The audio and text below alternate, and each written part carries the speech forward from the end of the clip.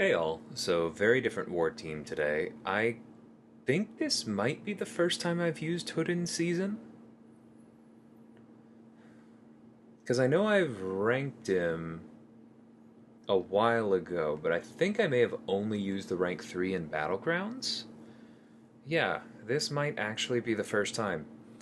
Anyway, we're using him for a couple of these right back at it fights, and the big thing that we're looking for here is primarily that he does not rely on debuffs to do his damage or to get his openings.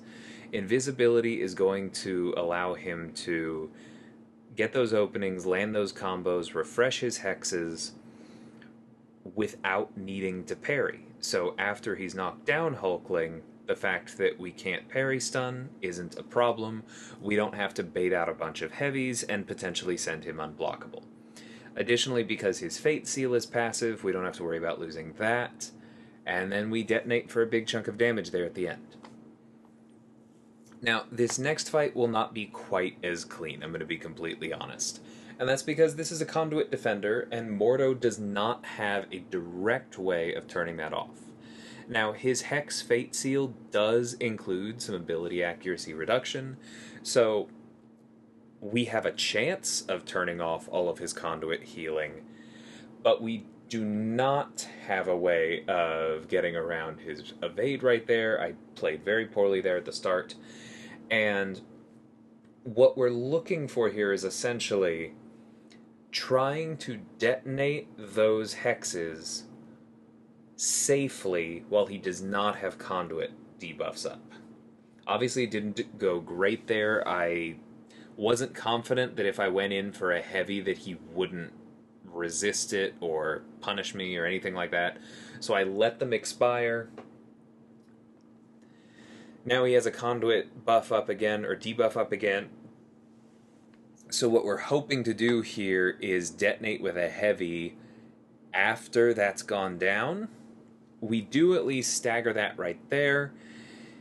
But the fact that he has heavy hitter makes that a little bit more tricky. Ideally, we would get back right here to going invisible, but I get parried because I just shouldn't have tried to punish that at all. I just should have waited and thrown the special 2.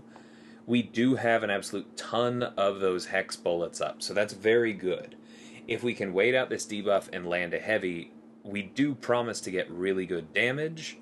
Right here, I probably should have heavied, yeah, because now he backed up, and there they go. And, that was decent damage, but it wasn't nearly enough, and it wasn't nearly as much as it would have been if we had heavied to detonate them and remove the protection.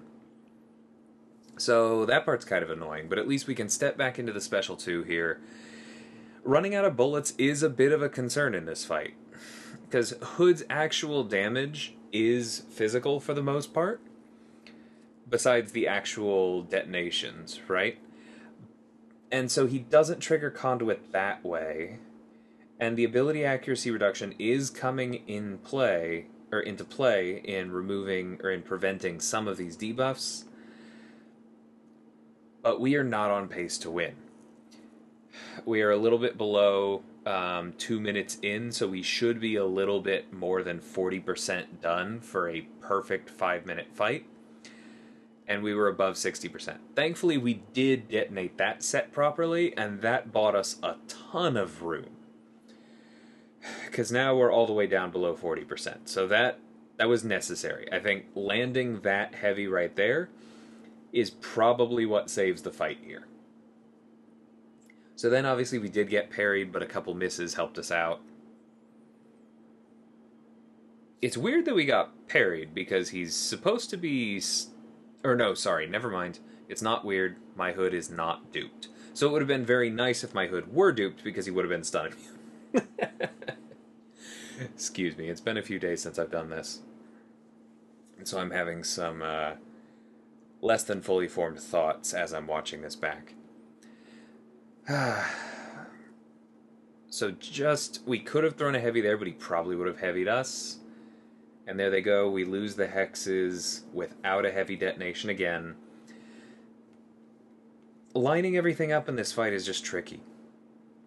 And what I should have done is at the end of that previous combo, I should have immediately thrown the special 2, because the special 2 would have been much better for us than the special 3 here. I mean, this does good damage, and the special 3 does not trigger the knockdown clause of Conduit. So we're at least not making any negative damage, but I was really hoping not to eat a special 3 there. This is another place where having Hood duped would be incredibly beneficial. His power steal is neither all that reliable nor that strong, but having even a little bit of it to keep an opponent from going red is very, very helpful. So, bummer that happened. Anyway, we've caused enough misses here that we actually have a good number of bullets again. Remember, we were at 0 very recently. So if we can get a single heavy in here, we're probably fine. And I'm going to take a risk. I think, yeah, I shouldn't have dexed again there. That's on me. I probably shouldn't have thrown that special 2 there. I should just be looking for a heavy. I should have intercepted with a heavy right there as he came in, but that's okay. I counter there. And even though he's unstoppable, it doesn't matter. He doesn't have a chance to punish me because we detonate the bullets with the debuffs down, and that kills him. So, whole lot of things to improve on in that fight for next time, but it was a solo, and hopefully you learned something. So here we have the pig, and I know I was too slow on that heavy. Like, I practiced for it before this. I've done it a dozen times. I was even thinking as I came into this fight, I was like, alright, let's make sure we're nice and quick on the heavy punish. And I was too slow. So that wasn't ideal, but I don't want to be pushed to the special 3 here. I would much rather have those indestructible charges, and so while I still had some True Strike, I went ahead and stepped back into that special 2. We push him to his special 1 again, we get True Strike off of that, and now we have these charges set up. We're in pretty good condition here. Because he does have max spider nonsense, so our specials are not doing a lot of damage.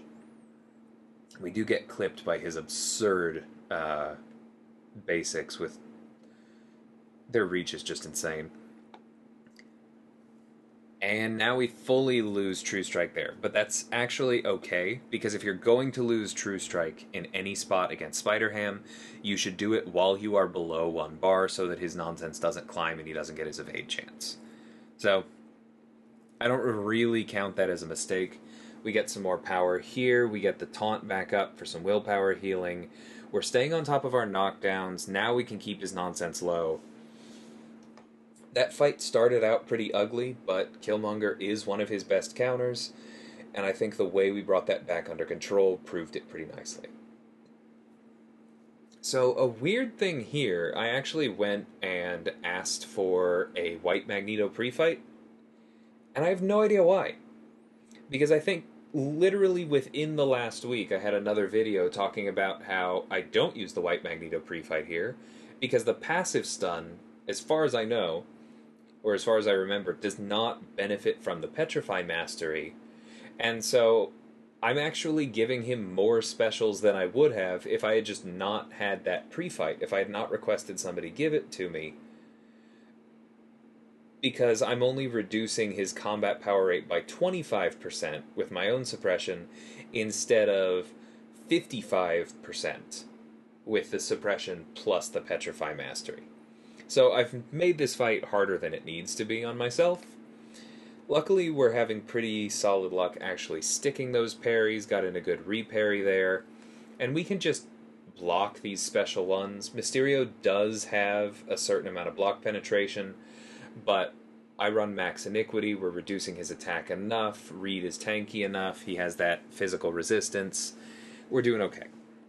And we are ramping up. So even though I made this harder than it needs to be, we're still fine. I made sure to knock him down with a heavy immediately before I expected him to throw that special 1, because that allows us to safely wait out the reflective gas without worrying about losing our debuffs and without worrying about getting any reflected damage. So now we're fully ramped.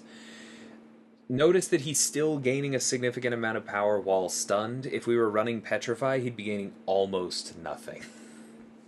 Or sorry, if we were benefiting from Petrify by not having a passive stun, he'd be gaining almost nothing. So, yeah, silly mistake there on my part. I didn't need to ask for that. It wasn't originally assigned. Just a bad audible.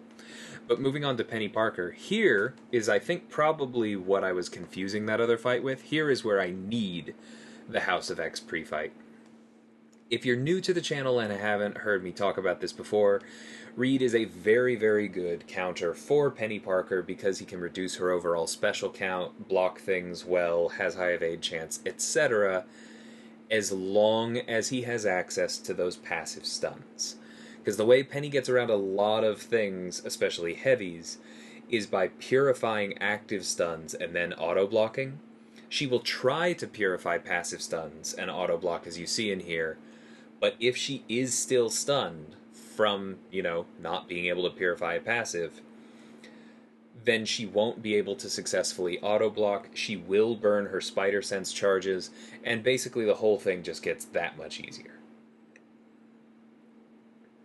So it's a little scary triggering Spite when she is at 2 bars, but that's just kind of how this fight happens. The important thing is to get ramped. And so I did knowingly throw that special 2 into her probable auto block. But that's because I know that the debuffs happen on activation, and I just needed to get them up and then land a parry soon after, which, thankfully, I did. Now that we have 2 Petrifies up, we don't even have to worry about blocking while Rise to Power is active, because it's not going to be that much power. We're cutting it down by 80%, and as soon as we get to this next special 2 and fully ramp, we will be reversing both Spite and Rise to Power, and now there's basically nothing in this fight that can possibly go wrong, honestly, short of me just, I don't know, eating multiple specials. And it really would have to be multiple specials. So yeah, Reed isn't quite as strong at the beginning of that fight as somebody like Spider-Man 2099 with the Anti-Venom synergy, but once he gets rolling, as long as you're careful at the beginning of it, he locks it down just fine. So now we have Goor here. I did practice this fight a fair amount, because I have not fought Goor a ton. I remember actually taking him with Hood in the Cavi queue, but apparently I didn't practice enough, and it has been too long, because getting hit was not ideal. So we push ourselves red because that Fate Seal does a fair amount. Yeah, and I really should have fully dodged the end of that special 2. You can just tell that I'm not super comfortable here. I probably should have just thrown the special 3 there to create space, because now I'm just holding on to these debuffs that I don't need to have on me. But I do think I was trying to bait out the special 1 instead of the special 2. The fact that I'm even trying to bait out the special 1 on a node with power efficiency tells you I didn't practice enough, though, doesn't it? Because with power efficiency, you should just expect special 2s.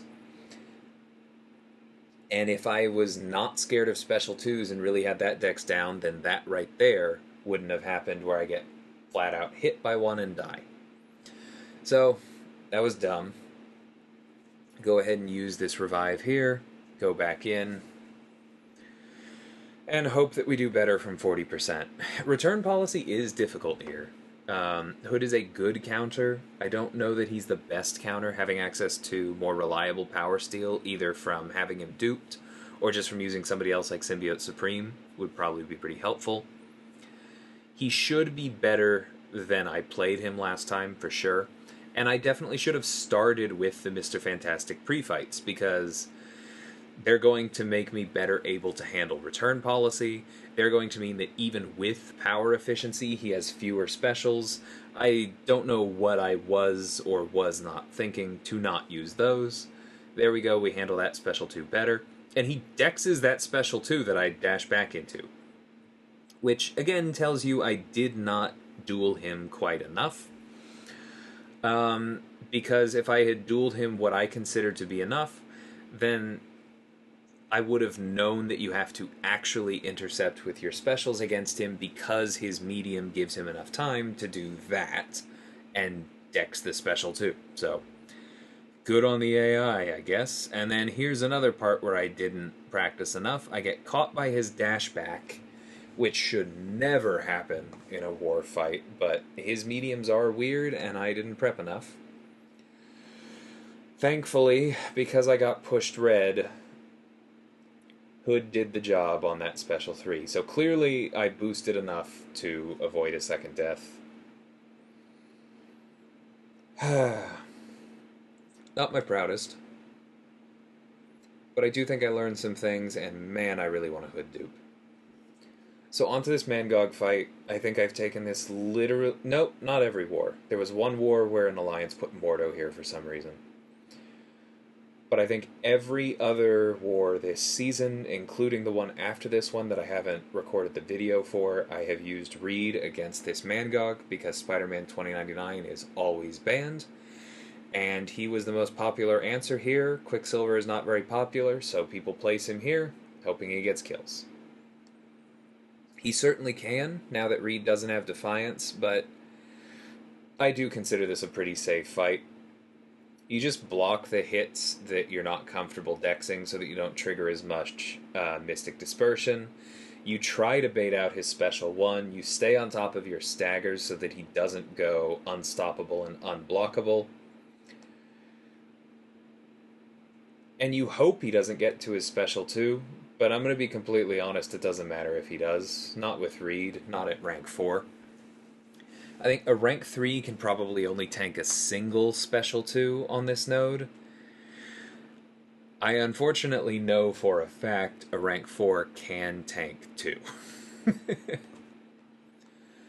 But now we are fully ramped, and I don't think he's going to make it back to 10 rage, so we don't really have to worry about keeping up the staggers. A lot of the damage we're doing at this point is just reversing willpower. Gonna go ahead and throw this. I think he throws the special 2. Nope, willpower finishes him off. So yeah, Reed is a very, very good option there. Requires a little more finesse with a rank 3, but the rank 4 is extremely safe in my opinion, and arguably the best counter this season, other than Quicksilver or Magic, as I have been reminded, but Magic, to be that safe, requires power back boosts, power start, probably some points in double edge, and probably the purgatory synergy. So I think the fact that Reed can do it just with rainbow boosts really puts him ahead as far as sustainability. Anyway, I hope you guys enjoyed this one. I know I was pretty negative during that Hood fight and a couple of the others because I just made mistakes here. I was not focused on this one. But that does happen sometimes. It was kind of a busy night. I had other plans, and life shows up, especially in a season where we're not super pushing, right? And outside of me not being particularly happy with my performance, I was very happy to bring this team in. I haven't gotten to use Killmonger all that much. A lot of his best fights are sadly conduit fights, and so I can't really use him for those. So it was really nice to dust him off. It was nice to bring Hood, although that was also a reminder why I tend to assign other Hoods first, because that dupe really does come in handy. And of course, Reed is always fun. So yeah, hope you guys enjoyed this one. I will have another one coming out soon. It's going to be significantly shorter than this one. And until then, thanks so much for watching, and take care.